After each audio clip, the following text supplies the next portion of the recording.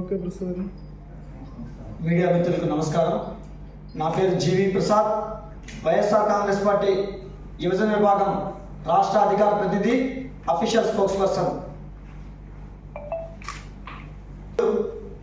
ఈ మీడియా సమావేశం నిర్వహించడానికి గల ప్రధానమైన కారణం, ఎప్పుడూ లేని విధంగా వైఎస్ఆర్ కాంగ్రెస్ పార్టీ నుంచి బహిష్కరించినటువంటి శాసనసభ్యుడైనటువంటి కోటంరెడ్డి శ్రీధర్ గారు చాలా రోజుల తర్వాత నిన్న పత్రికా విలేకరుల సమావేశం నిర్వహించి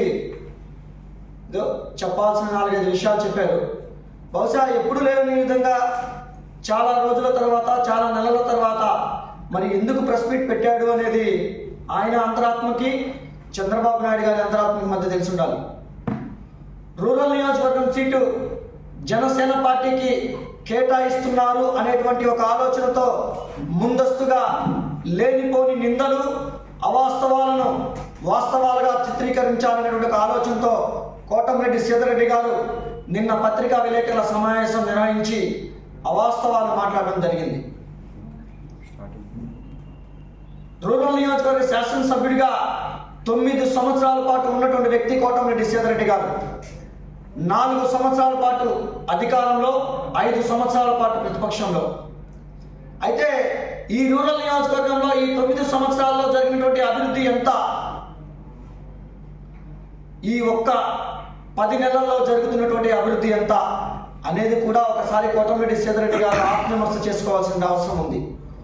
కాబట్టి ఎక్కడ సీటును జనసేన పార్టీకి కేటాయిస్తారు అనేటువంటి ఒక ఆలోచనతో ఈరోజు కోటంరెడ్డి శ్రీధర్ గారు పత్రికా విలేకరుల సమావేశం నిర్వహించడం హాస్యాస్పదంగా ఉంది. అయా శ్రీధర్ గారు, మేము అడుగుతున్నాం మిమ్మల్ని, గతంలో మీరు 4 సంవత్సరాల శాసనసభ్యుడిగా ఉన్న సందర్భంలో ఈ నెల్లూరు జిల్లాకు సంబంధించి కానీ, ఈ నెల్లూరు రూరల్ నియోజకవర్గానికి సంబంధించి వ్యాపారస్తులు భయాందోళనలో బతికారు. వ్యాపారస్తులు వ్యాపారాలు మానుకొని మాకెందుకు అంటూ పక్క జిల్లాలకు, పక్క రాష్ట్రాలకు పోయారు. ఇది మర్చిపోయారా? ఈ జిల్లాలో రియల్ ఎస్టేట్ వ్యాపారస్తులు కానీ, లిక్కర్ బిజినెస్ చేసేటువంటి వ్యాపారస్తులు కానీ, రైస్ మిల్లర్లు కానీ, వీళ్ళందరినీ అడుగుదాం. మీరు శాసనసభ్యుడిగా ఉన్న సందర్భంలో రూరల్ నియోజకవర్గంలో ఏ వ్యాపారం చేయాలన్న వ్యాపారులు భయభ్రాంతుల్లో బతికారు. ఈరోజు ప్రభాకర్ రెడ్డి గారు వచ్చిన తర్వాత స్వేచ్ఛగా, స్నేహభావంతో ప్రతి ఒక్కరూ కూడా ఆప్యాయంగా, ప్రశాంతంగా బతుకుతున్నారు.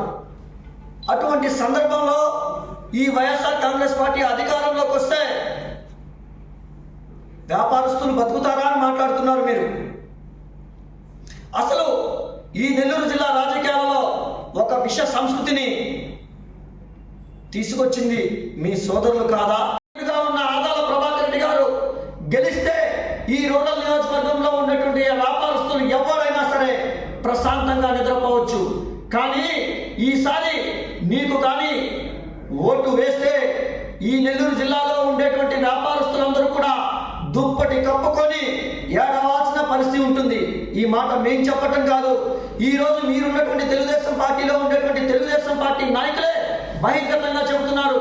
శ్రీధర్ రెడ్డి గారు కానీ మనం ఓటేస్తే ఈ రేపు రూరల్ నియోజకవర్గానికి సోమిరెడ్డి చంద్రమోహన్ రెడ్డి గారు, బీదా రవిచంద్ర గారు వీసా తీసుకొని రావాల్సిన పరిస్థితి ఉంటుంది అనేటువంటి ఆలోచనతో ఈరోజు తెలుగుదేశం పార్టీలో ఉండేటువంటి నువ్వు చేరిన తెలుగుదేశం పార్టీలోని కేడర్ కూడా ఈ ఆలోచనలో ఉంది.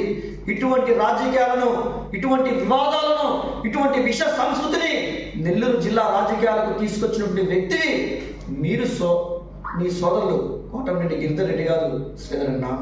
కాబట్టి మీరన్నీ కూడా మీ ఆత్మ సాక్షిగా మీరు ఒక్కసారి ఆత్మవిమర్శ చేసుకొని వాస్తవాలు, అవాస్తవాలు ఏవి అనేవి మాట్లాడితే బాగుంటుంది. ఎందుకంటే నెల్లూరు జిల్లా ప్రజలు విఘ్నులు, మేధావులు, తెలివైన వారు. విష సంస్కృతిని తరిమికొట్టే దానికోసంగా నియంత రాజకీయాలను తరిమేస్తూ స్వేచ్ఛ రాజకీయాలు కావాలి, స్వేచ్ఛలో బతకాలి అనే దానికోసంగా మాత్రమే పనిచేస్తారు, ఓటేస్తారు. కాబట్టి ప్రజలందరూ కూడా గత 4 సంవత్సరాలలో జరిగినటువంటి రాజకీయ విష సంస్కృతి గురించి కానీ, నేడు ఆదాల ప్రభాకర్ రెడ్డి గారు రూరల్ నియోజకవర్గానికి వచ్చిన తర్వాత జరుగుతున్నటువంటి అభివృద్ధిని కానీ ప్రతి ఒక్కటి కూడా నెల్లూరు జిల్లా ప్రజలైతేనేమి, రూరల్ నియోజకవర్గ ప్రజలైతేనేమి పూర్తిగా గమనిస్తున్నారు.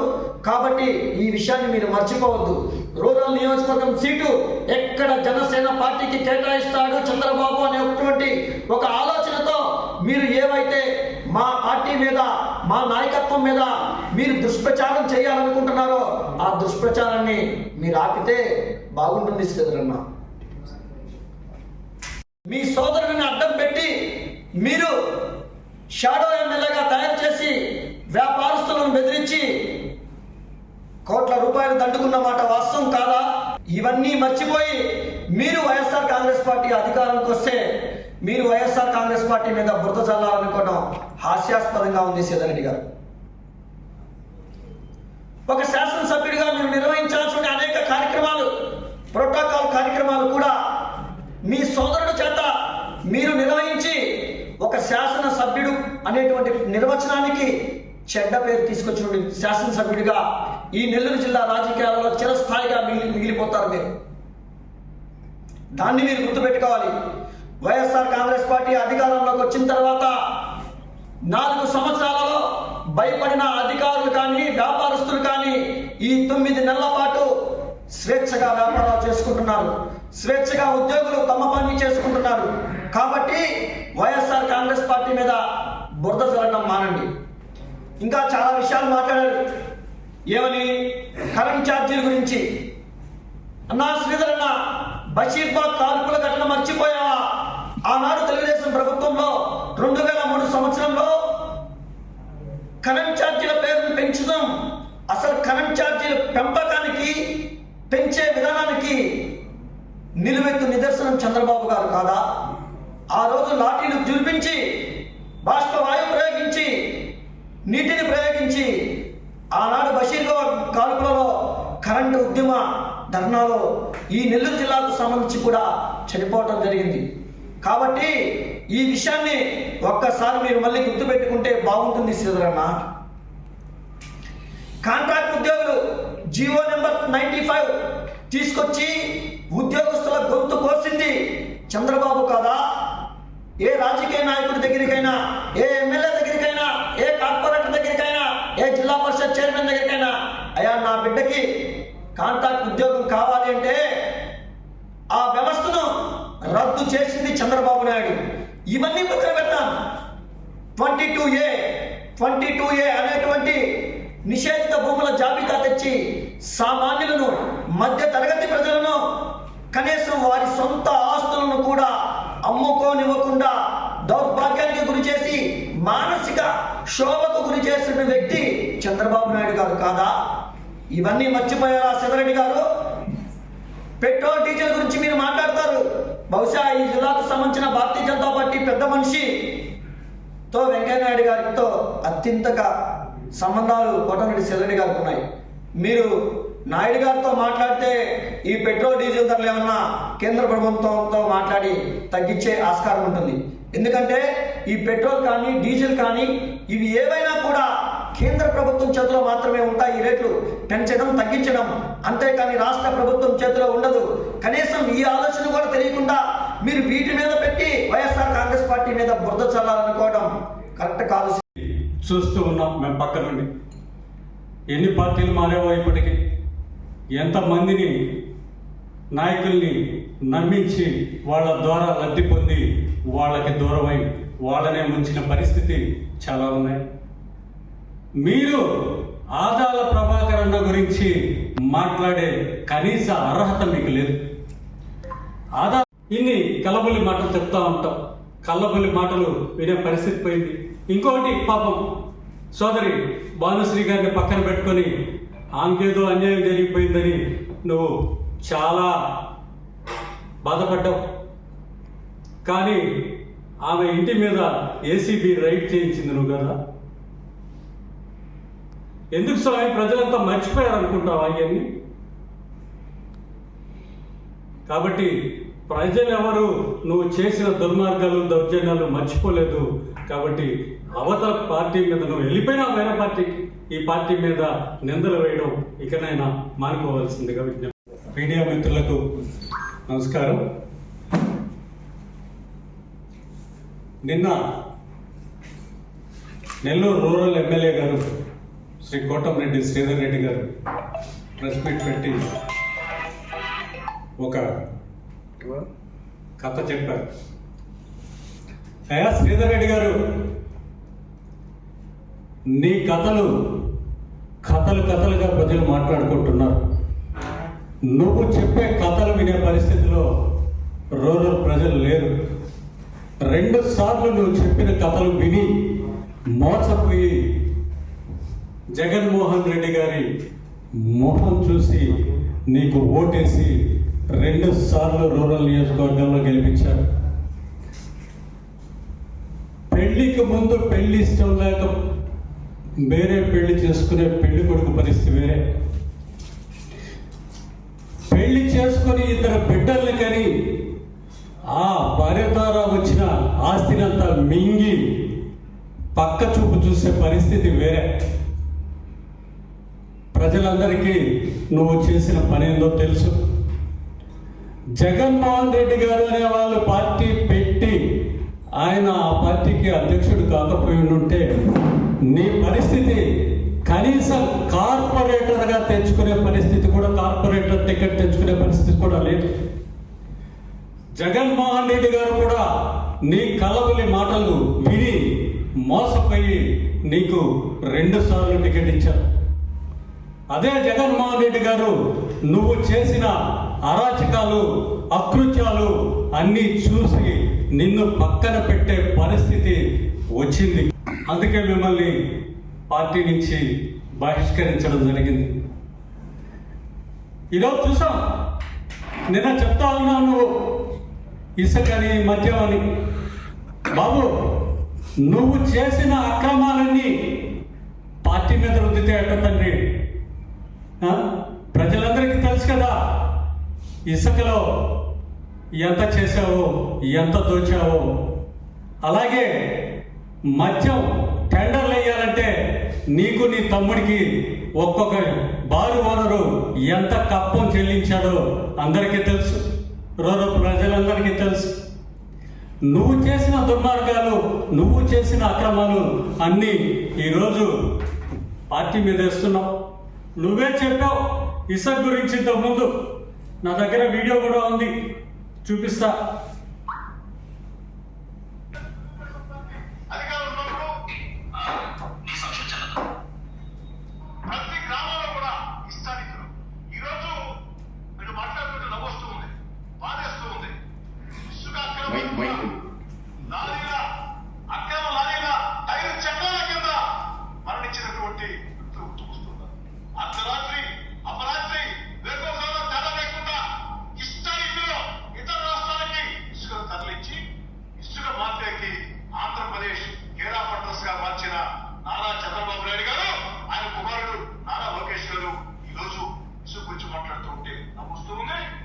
ఆయన ఏం చెప్పాడు అంటే, ఏ పార్టీ మారితే ఆ పార్టీ పలుకులు పలకడం నీకు వెనతో పెట్టిన విద్య.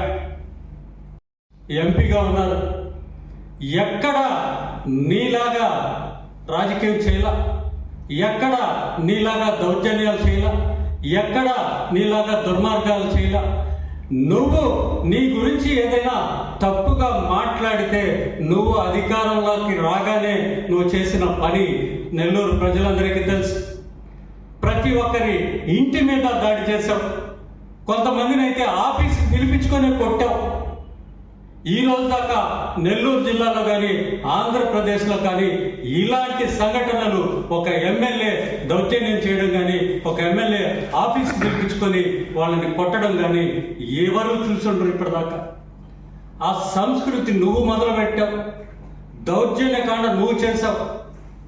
వైఎస్ఆర్ గవర్నమెంట్ మీద నువ్వు ఈరోజు బురద చల్లడం అనేది నీ నెత్తి నువ్వే మట్టేసుకోవడం చూస్తా ఉన్నావు. మునిగిపోయే నావలో నువ్వు కూడా ఒక బరువు కింద చేరిపోయినావు. ఆ నావలో, ఆ నావ ఇంకా బరువు ఎక్కి మునిగిపోయే పరిస్థితి ఉంది. కాబట్టి శ్రీధర్ రెడ్డి గారు, మీరు ఈరోజు చెప్తా ఉన్నావు, నేను 1,00,000 మందిని కలుస్తాను, ఒంటరిగా కలుస్తానని. ఇంటిల్లి పాదం తిప్పుతున్నావు. వాళ్ళు ఇంట్లో పాపం ఎవరికి తెలియకుండా ఇంట్లో గుట్టుగా సంసారం చేసుకునే వాళ్ళని తీసుకొచ్చి వీధిలో తిప్పుతా ఉన్నాం.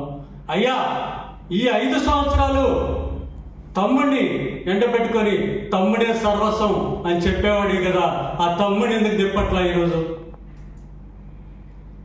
అంటే మొత్తం ఈ అరాచకాలకి, ఈ దౌర్జన్యాలకి, ఈ లంచగొండితనానికి, ఈ పెరుక్కోవడాలు, భూములు పెరుక్కోవడాలు, వీటన్నిటికీ కారణం నీ తమ్ముడనే కదా. అంతా ప్రజలు నీ తమ్ముడిని బ్లేమ్ చేస్తున్నారని కదా నీ తమ్ముడిని తిప్పడంలో. కానీ పాపం ఒకటి చెప్తున్నా, ప్రజలందరూ అనుకునేది ఏంటంటే, అయ్యా శ్రీధర్ రెడ్డి మంచోడు, తమ్ముడు వచ్చిన తర్వాత ఆయన డైవర్ట్ అయ్యాడు.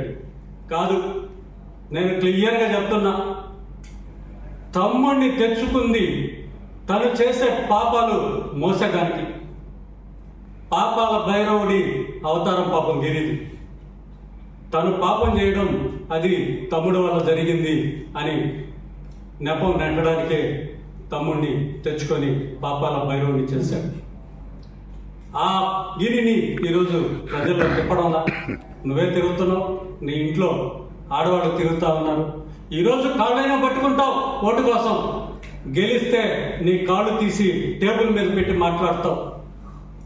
ఎన్నోసార్లు చూసాం, ప్రజలు వచ్చి నీకు వినియోగించుకోవడానికి వస్తే నువ్వు టేబుల్ మీద కాళ్ళు పెట్టి పాన్ బరాకేసుకొని నవ్వులతో పక్కన ఊస్తూ వాళ్ళతో మాట్లాడిన మాటలు నీ వ్యవహార శైలి అని చూసాం. నువ్వు చెప్తా ఉన్నావు, కోటీశ్వరులు వచ్చారు, కోటీశ్వరులు ఇళ్ళకు పోవాలంటే కుక్కలు ఉంటాయి, చాలా మంది మనుషులు ఉంటారని. చూడు, ఈరోజు ప్రభాకరన్ ఇంటికి రా, ఎవరినైనా పంపించు, డైరెక్ట్గా ఆయనతో పోయి మాట్లాడి తమ సమస్యలు వినియోగించుకునే పరిస్థితి ఈరోజు ఉంది.